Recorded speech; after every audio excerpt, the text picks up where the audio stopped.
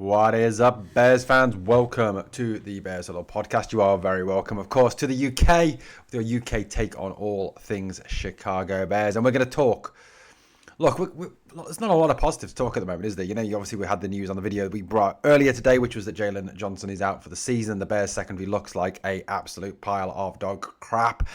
We're going to talk a little bit of quarterbacks. We're going to talk how the Bajan baddies are getting themselves excited and how I think the haters are going over the top with their Caleb hate. Caleb Williams was always going to have questions coming into this season over him as the Bears starting quarterback. There was a groundswell of a minority, I think, within the fan base that want to see him benched, that want to see Tyson Bagent as the starter. And I think probably would have been encouraged by the fact that obviously that Williams didn't finish the game against Detroit. There was literally no point. I think obviously, Ben Johnson wanted to take him out of the firing line in that game.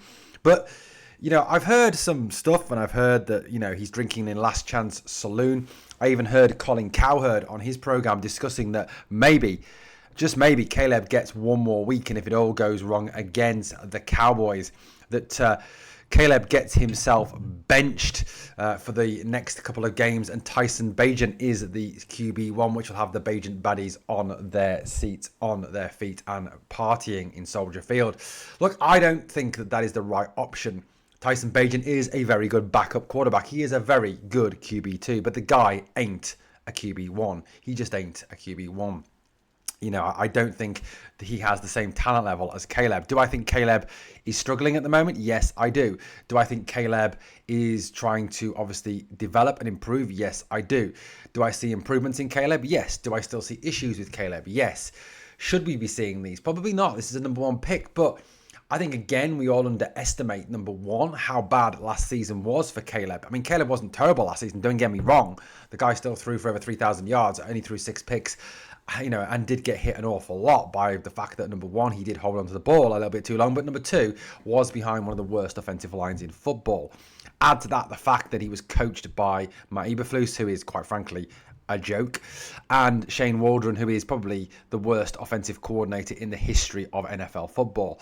So, he didn't exactly have the best beginning to his career. So he's kind of, I think, a lot of people are seeing this as a second rookie year for Caleb. It's kind of a rebirth of Caleb. Can he come back and be a new Caleb? I don't know. Look, this is the question that has been asked.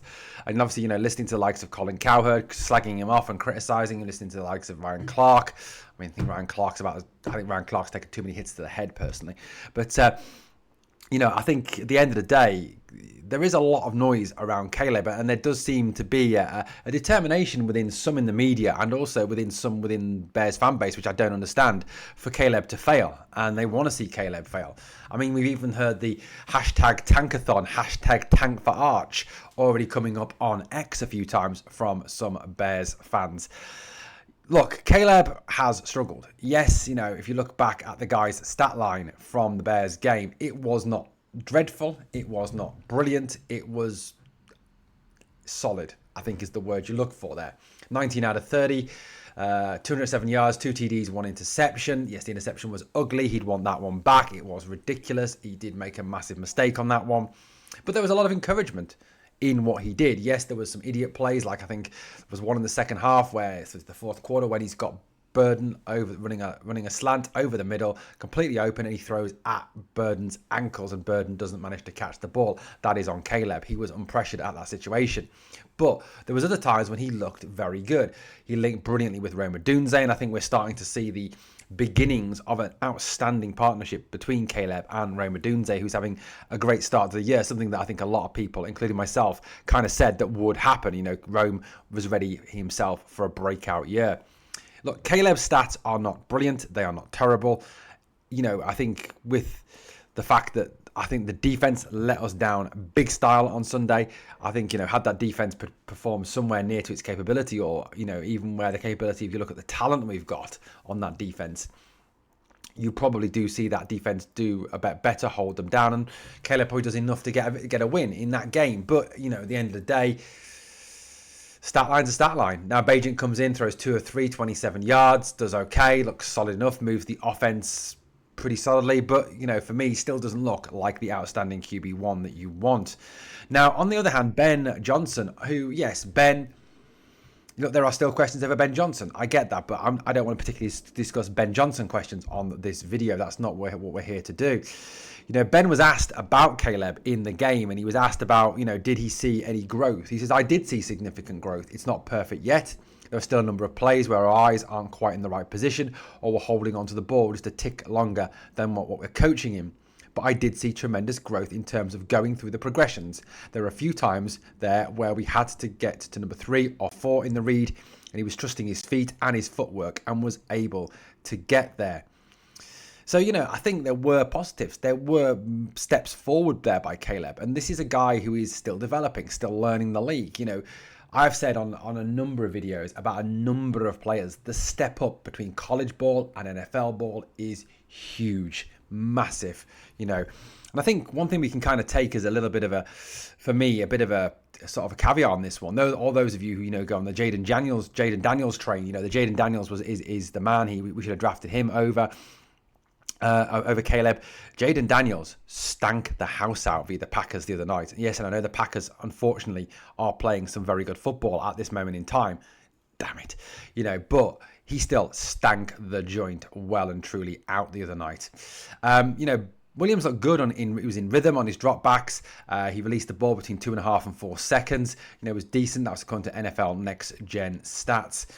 The first drives, the first 20 scripted plays, again, very good from Caleb Williams and the offense. It's after those first 20 scripted plays that it all came crashing down to some degree. The connection between him and receiver Rome Odunze is looking very good indeed.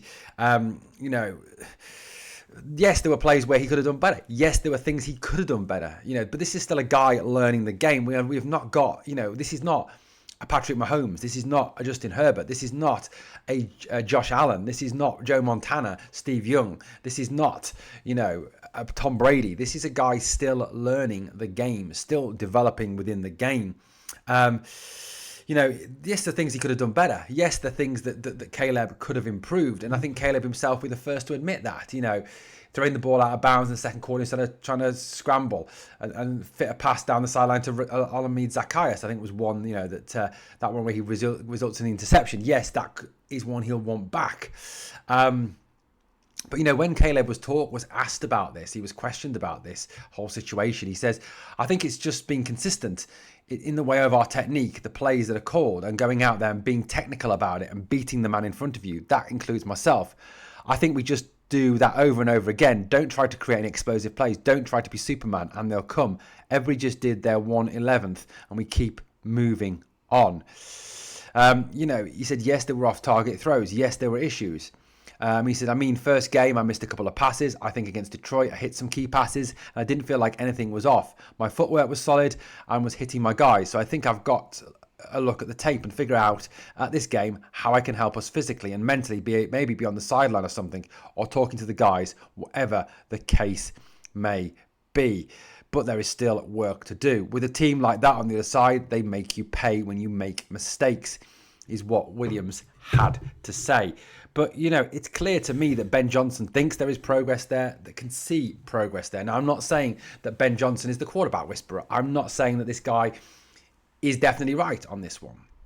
But I think there was more signs for encouragement than there was downside. And I think if you're sitting, at home, blaming Caleb Williams for this game, blaming Caleb Williams for this defeat, saying it's on Caleb, then you are ignoring a whole load of other issues that came out of that game, and I think it is just pure Caleb hatred rather than actual factual looking at what happened on Sunday.